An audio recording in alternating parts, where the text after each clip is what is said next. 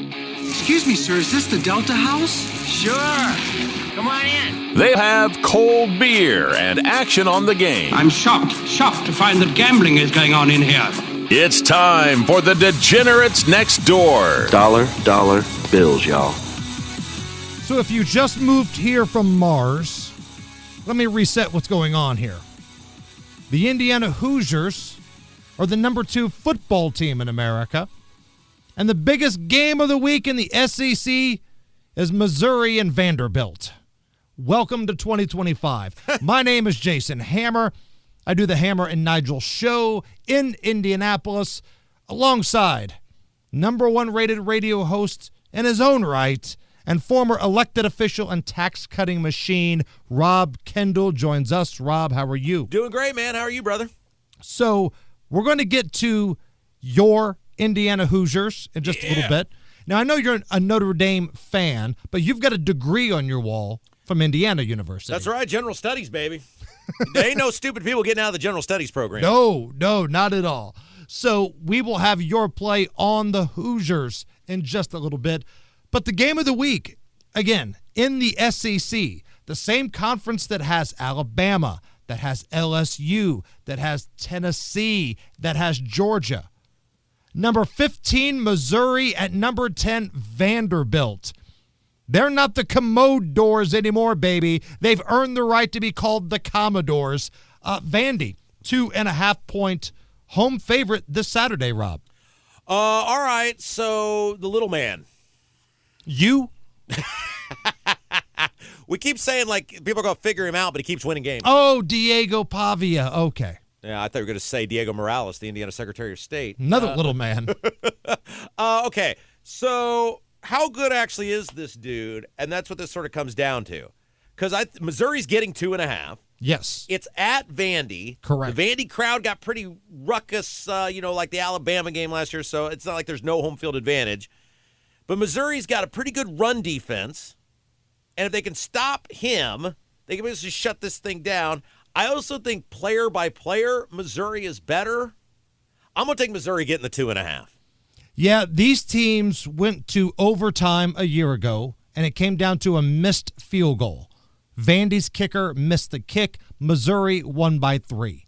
And with this line being 2.5, I'm wondering if the public is just going to line up and bet Vandy in droves between now and Friday because they fall in love with Diego or they love the scrappy underdog story. Because there's a big difference between 2.5 and 3. 3 could get you a push. 2.5 is a tough number. So I'm going to wait to bet this until Friday. I want to see where this is going. Maybe the Sharps are going to come in and take it down to 2. I don't know. But there's not a lot of difference really between 2 to 2.5. But there's a hell of a lot of difference between 2.5 and 3. So I'm going to wait and see if I can get the public to go all in on Vandy. And like you, Rob, I am going to smash Missouri in this spot. Technically, I'm on the hook for 2.5 right now, but I think if you wait and see which way this spread is going by Friday, you might be able to get that up to 3, depending on if the public beats the Sharps in the money here. Yeah, I'm with you. I think if you waited, now obviously we don't get the luxury of this, but I think you're right. They're falling in love with that dude. And look, he may be worth it. He may be that good. Look, Missouri's only lost 1 game, though, this year, and that was to Alabama. And right. It was close. Same thing with Vanderbilt. Vanderbilt went toe-to-toe with Bama, and it was a revenge game for Bama, and that's their only loss. So somebody is going to most likely be eliminated with 2 losses in this game here, while the other one puts themselves in a great position to maybe, win out. I know Vandy still has a trip to Knoxville on the schedule to end the regular season, but if Vandy can win out, they're going to play in the SEC championship game. Missouri can say the same thing. You beat Vandy. I know you still got some tough games left, but you win out. 1 loss Missouri will be in the SEC championship game. 2 losses, I don't know. Yeah, just everything I pick these days is wrong, though, so it'll probably be a Vandy route. But like a paper, right? I feel like we're making a good bet here, and I hate that I'm screwing this up for you by taking the same play as you. Yeah, you and I, when we traditionally have the same play, because we don't tell each other our picks before we start the show, it's doom. Yeah. It's doom and gloom. All right, so we're both on board for Missouri catching the points in this one. I just feel like you said, Rob, Missouri, top to bottom, is a better team, but the best player may be on Vandy's team. Take a look around the board here. There's a lot of big games out there, but there's a big number 2 sitting next to the Indiana Hoosiers. They are the number 2 team in America, and here comes UCLA into Bloomington. Nico Iamaleava actually starting to play a little better the last couple of weeks, but boy, was he bad early on. Still is going to go down as one of the worst business decisions in the history of college sports. Most certainly the NIL era. Nico leaving Tennessee to go to UCLA to make less money, to play on a worse team in front of less fans. Coach Sig going to try to hang 60 on this cat? I sure hope so, because I'm laying 25.5, Hammer. Woo! That's a big number. Now, how much fun was this, though, at that Michigan State IU game? Both coaches clearly knew the spread because they were doing everything in their power to kick meaningless field goals at the end of that game. You're right. It was like having the Stoops brothers out there, because the Stoops brothers, they grew up in Ohio where gambling was huge, and it's always been known they know what the spread is. Yeah. Like Kentucky, they never beat anybody any good, but damn it, they cover. Yeah. Like Stoops covers. And that's the thing here. If I'm going to lay 25.5, I got to know my coach knows the spread and has a vested interest in covering. Here's what I'm concerned about, though, because I think we know IU's really good. How good is UCLA? The coach couldn't have made that much difference, could he? Maybe. I mean, look at the Indiana program, right? You blow out Clappy McFight's song, and you bring in a guy, and they went to the college football playoff last year. But that guy had a whole year to get his, or offseason to get his players, and he brought a bunch of those guys that transferred over from his previous school. I'm saying, like, in the season, is Adrian Foster, wasn't that the name of the coach before the guy now? Could he have been that bad? Yeah, Neuheisel in there now has got them playing a lot better.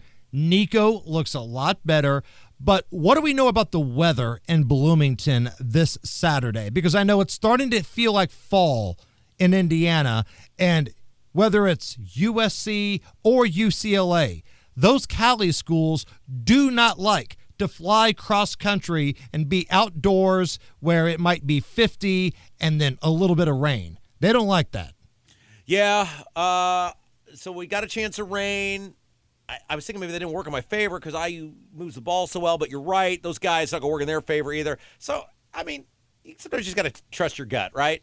And is Coach Sig the modern Steve Spurrier to the point to where he's going to talk the talk, and if he can hang 60 on you, he absolutely will? Is that a fair comparison that Signetti is the modern-day Steve Spurrier? Yeah, and what's interesting is, like, so what, Spurrier won one? Did he win one national championship? He won one with Danny Warfel, I believe. That's right. You think of him as being this all-time great coach, but he only got one championship. But they were good every year. I understand that, but when you think about your upper echelon coaches, didn't they all win more than one? They did, right? So Urban Meyer greater than Steve Spurrier when you think about the Florida Gators hierarchy then? I mean, I look at it like this. I'm a golf guy, right? So Greg Norman is considered one of the all-time great golfers. He only won 2 majors, though, and even though he was the dominant guy in his sport for a decade, I mean, right, by far the best player, Nick Faldo, you got to consider a better golfer because he won more majors. You play to win the games. Okay, all right. I see where you're going there. All right, let me take it back to the SEC. As a Notre Dame fanboy, when I say the name Brian Kelly, what comes to mind? Okay. To quote Rush Limbaugh to Barack Obama, I hope he fails. Well, this weekend, I hope he wins because you've got Texas A&M, who is unbeaten, going down to Baton Rouge. And this is a night game in Baton Rouge, which is a horse of a completely different color. When those Cajuns have all day to get liquored up, it's a completely different animal in that stadium. And let's be honest, Brian Kelly might be coaching for his job here. It's been a complete just disappointment his time down in LSU. He left Notre Dame because he thought going down to LSU, there wouldn't be the academic requirements. There's more money to play with. Notre Dame's been better than LSU since he left. And now here comes an undefeated team. You're starting to hear the whispers, starting to hear the chatter, the big boosters down at LSU. They're tired of being afterthoughts. If I'm Brian Kelly, I find a way to win this game. You're catching points at home. LSU plus 2.5. I am going to take the Bayou Bengals. I'm going to take Brian Kelly in a game he has to have to keep his job here. And honestly, you look at the SEC, I don't think anybody is going to run the table. Sooner or later, Texas A&M is going to lose a game. They might lose two. I don't know. But I think this weekend, at night, under the lights, in Baton Rouge, give me those Bayou Bengals plus 2.5. All right, coming up next, we'll find out what our professionals think. Rob and I are both on Missouri with the points. Who's going to be the one that takes Vanderbilt? Or is this going to be the worst-case scenario where we all have the same pick? We'll find out when our professional handicappers, Kenny Britt of KB Sports and David Stephanoff of Follow It Never Fade, join us next on The Degenerates Next Door. The Degenerates Next Door, the only show that takes a couple slap nuts like Rob and I, who are not professional handicappers, but guys that do their homework and do pretty well, and partner them with guys who are professionals, who do this for a living, who require clients to feed their family, and we make them give us plays for free. Kenny Britt is one of our favorites. He is the man behind KB Sports. KB, how are you? I'm great, man. We're in the meat and potatoes of the college football season right now, man. I tell you, I can't believe we're already talking about elimination games, really. It just seems like yesterday we were begging for it to start, Jason. Yes, and each week, it seems like in the SEC, more than any other conference, you're having elimination games. Yes. Because the schedule has just been a round robin. I think last week, barring some sort of miracle, Tennessee was eliminated. This week, the game of the week could be viewed as an elimination game. We'll see. Vanderbilt hosting Missouri. College game day is there. Both teams with just one loss right now. And last time I checked, Vandy was a 2.5-point home favorite with an over-under right around 52.5, Kenny. Yeah, you know, every week we use the idea of if I was in a coma and just woke up, you know, Vandy and Missouri is the SEC game of the week. You know, wow. This is a really good game. I think we've got two young coaches that probably will be finding greener pastures next year, possibly. Like we just spoke of, it's probably an elimination game for whoever loses. I was thinking of something today when I was handicapping this game, Jason. If Vandy's coach goes elsewhere, wouldn't that be funny if James Franklin ended up back at Vandy? Right. Penn State takes a chance on another Vanderbilt coach. And, I like Clark Lee. And I don't think Vandy's coach, Clark Lee, is getting enough credit for turning that around. All the credit's going to the quarterback, Diego, because he's out there. He's a media darling. He talks a lot of smack. I get it. But Clark Lee actually cares about Vanderbilt. He's an alum. And let's be honest, he was the one that brought Diego in. Yeah, I like him a lot, and but I just think it'd be interesting if something like that happened. I think there's going to be a musical coaches this year. Jimbo might end up back at Florida State. Who knows? But back to the game. You know, this is splitting hairs. Both teams seem pretty equal to me in all categories. The thing that stood out to me the most is Vanderbilt's rushing attack. Diego is the leading rusher for them. So I hate to say this about them, but they're literally a one-man offensive machine, really. Missouri's a little more spread out. So I'm going to take Missouri into points, Jason. It's something feels right about this. Vandy was only favored by 2 or 3 last week against LSU and won at home. Here we go again, the same scenario. They're only favored by 2 or 3.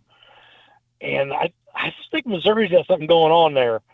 You look at their common opponents for the year, again, splitting microfiber hairs. I think Missouri has played a little bit better against common opponents.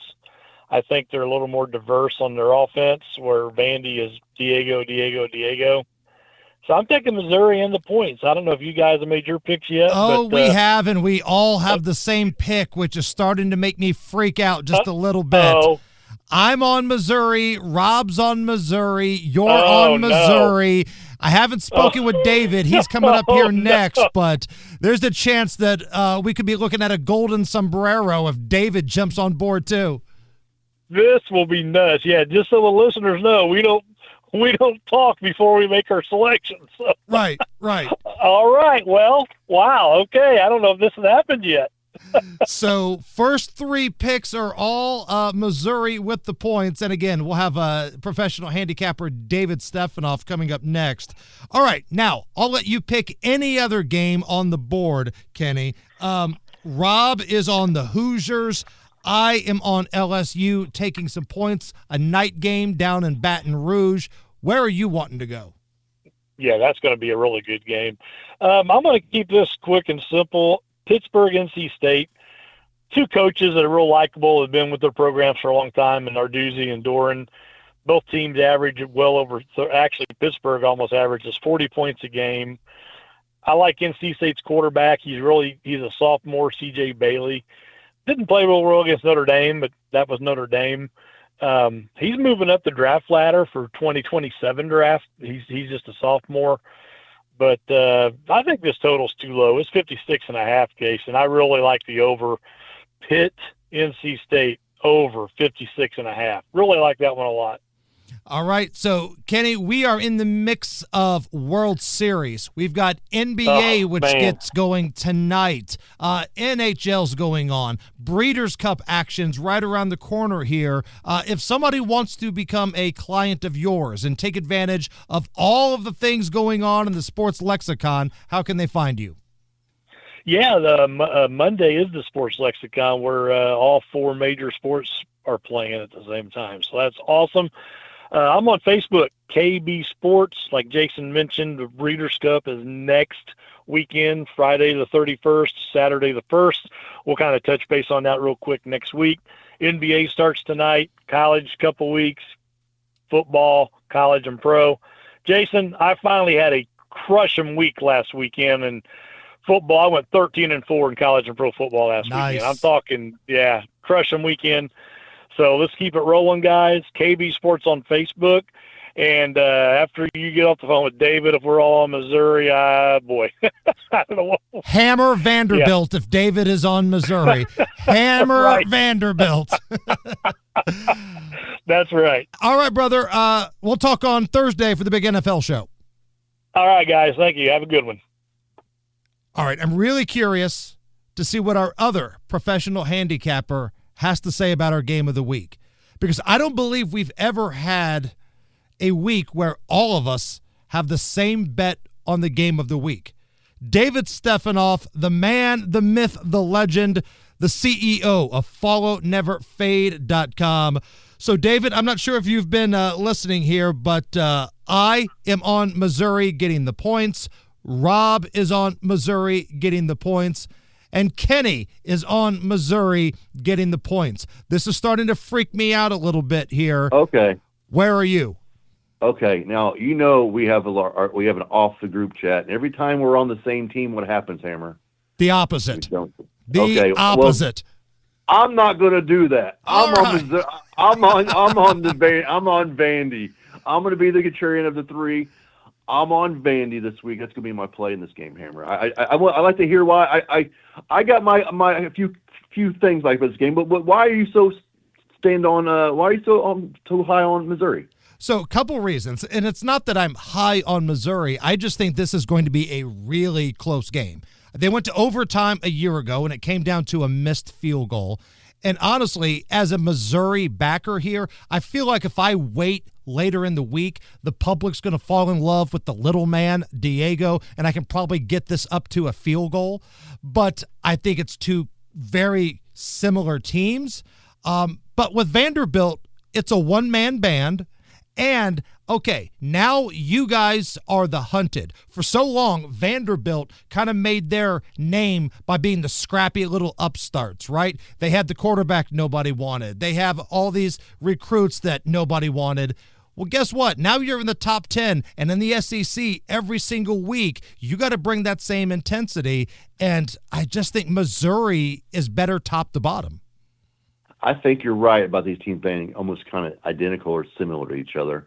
Vandy's backed it up most of the season. You know, they both these teams look the same versus Alabama. Both these teams definitely look the same versus Alabama. They both lost to them.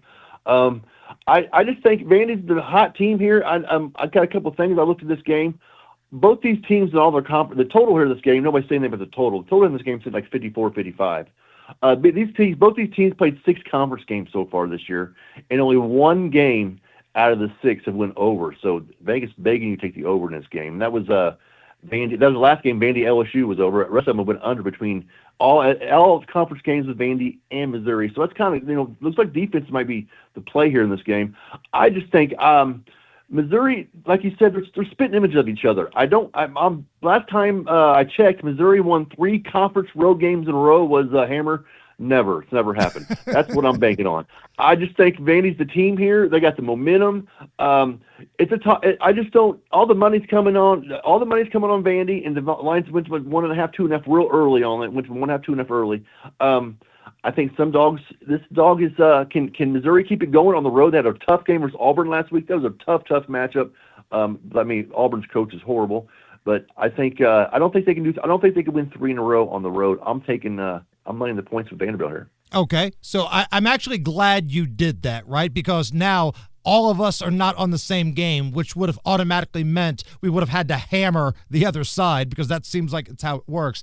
But your experience as a professional handicapper here. So for guys like myself and Rob and Kenny who are thinking about Missouri here, who are going to pull the trigger, do you see that 2.5 getting up to 3 later in the week because the public will probably love Vanderbilt? They love betting Diego. They're going to come in. Or are you going to see some of the sharps be like, nah, let's keep this at 2.5? You're spot on right there, Hammer. If this line stays at 2.5, sharps are on Missouri, and they're at Missouri. I think you're going to have your public money regardless on Vanderbilt, just because of the big win last week over LSU. Like I said, these are spit images of each other. It's a tough game. I just really think the sharps though here, if they were already on Vanderbilt, if they took it early, if it goes up to 3.5, that's just too much. I mean, that's a field goal is a lot of points here in the conference game. We're seeing a conference game where two teams look similar to each other. The quarterback play here, I think Diego will back it up here. I just think the sharps.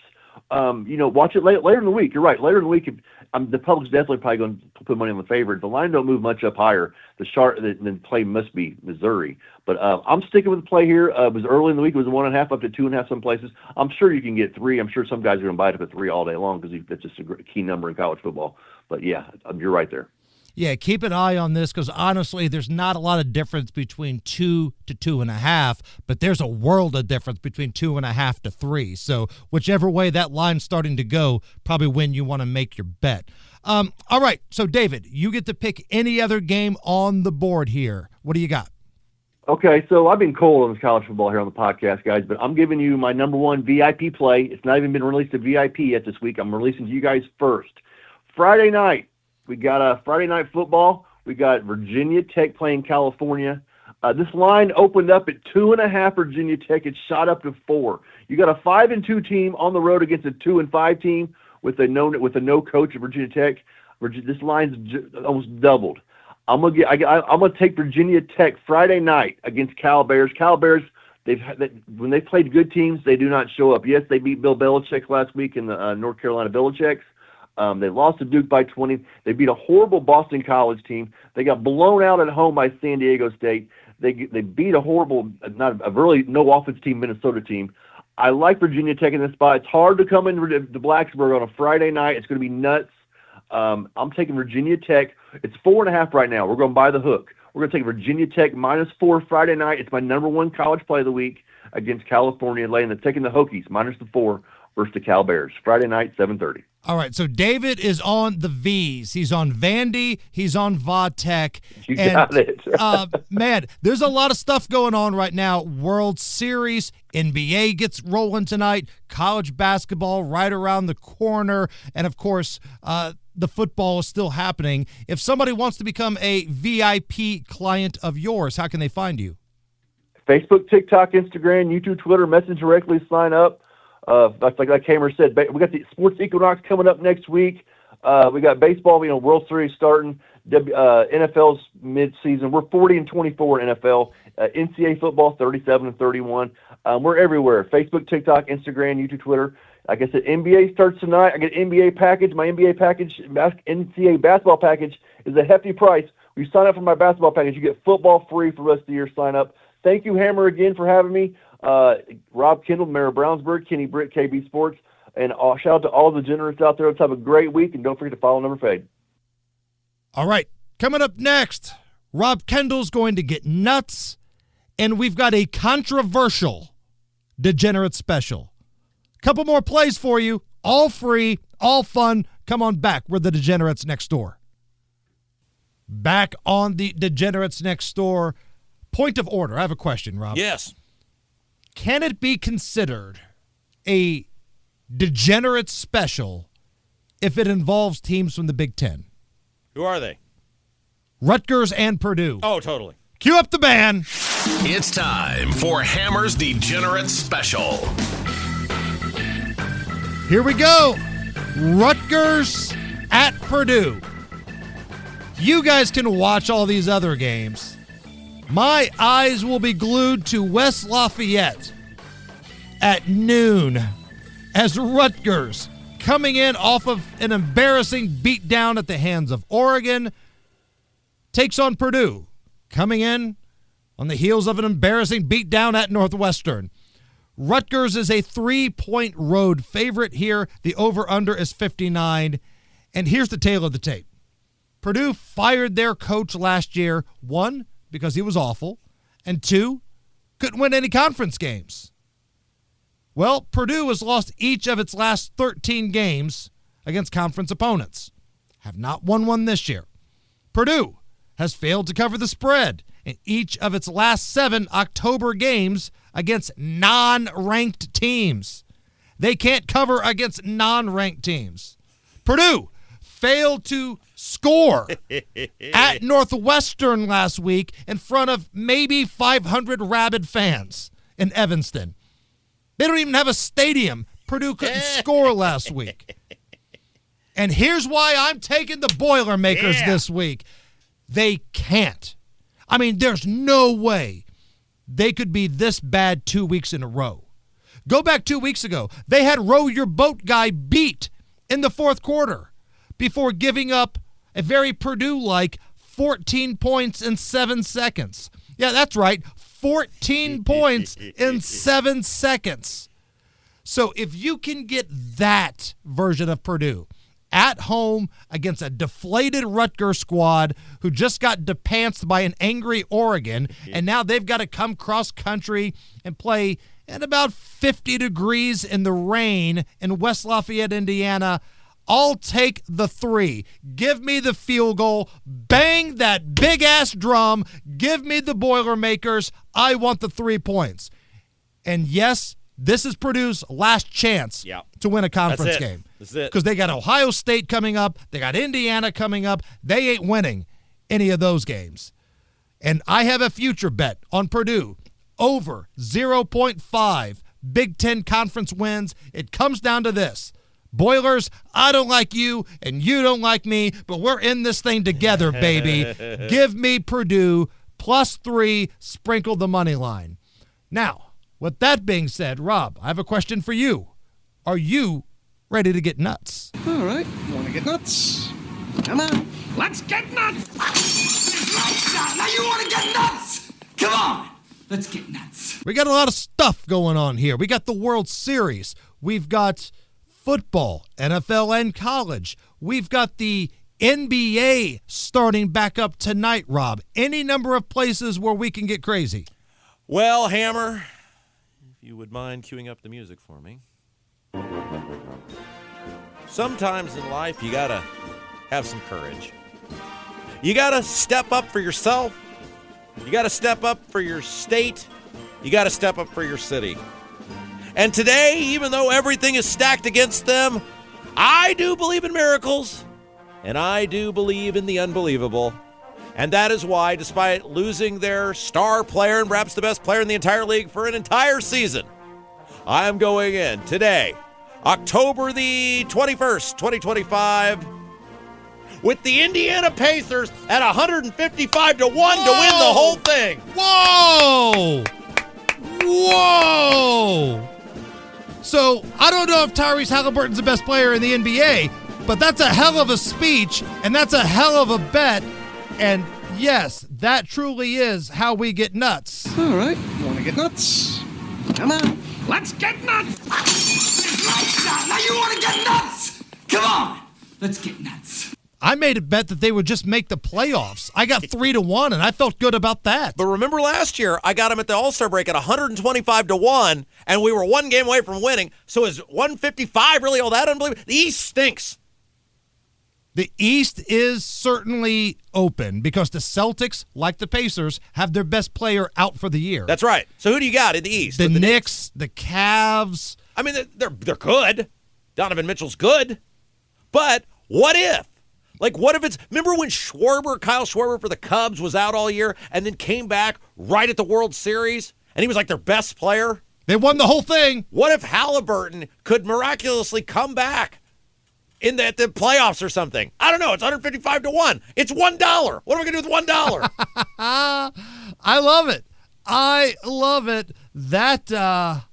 That is how you get nuts. Like in the history of Let's Get Nuts, that may be the most nuts thing you've done. But we thought 125 to 1 was nuts last year, Hammer, and we almost pulled it off. Let's recap the board. I am on Missouri plus 2.5. I'm going to wait till Friday. I might be able to get that at 3. Might have it go down to 2. I'm hoping I can get it to 3, but for the sake of the show, give me Missouri plus 2.5. And LSU, Brian Kelly, coaching for his life, night game at LSU. I'll take LSU to put the first loss on A&M. Give me plus 2.5. Rob. I'm with Missouri getting the 2.5. I think if they could stop the little guy, contain him, you probably won't stop him altogether, but I think they contain him. They're a better team all around. So I'll take Missouri getting 2.5. And I'm going big or I'm going home. I'm laying 25.5. IU at home against UCLA. Coach Siggs, smoke him if you got him. On behalf of Tennessee fans nationwide, hang 60 on Nico. Hang 60 on him. Our professional handicappers, Kenny Britt of KB Sports. He also is on Missouri plus 2.5, and he's got the over in Pitt and NC State. That's over 56.5. David Stephanoff, follow never fade. He's on Vandy. He breaks up the no-hitter with picking Vandy minus 2.5, and he's got a little Friday action. Va Tech minus 4 against Cal. Those are our picks. If you want to hear the Let's Get Nuts and Degenerate special, you can go back and listen to the program again. You can find this little nickel and dime show anywhere you get your podcasts. And we do the NFL version on Thursdays. That's coming up later this week. For Rob Kendall, for Kenny Britt of KB Sports, for David Stephanoff of Follow It Never Fade, I'm Jason Hammer. Good luck, everybody. And as always, may the odds be ever in your favor.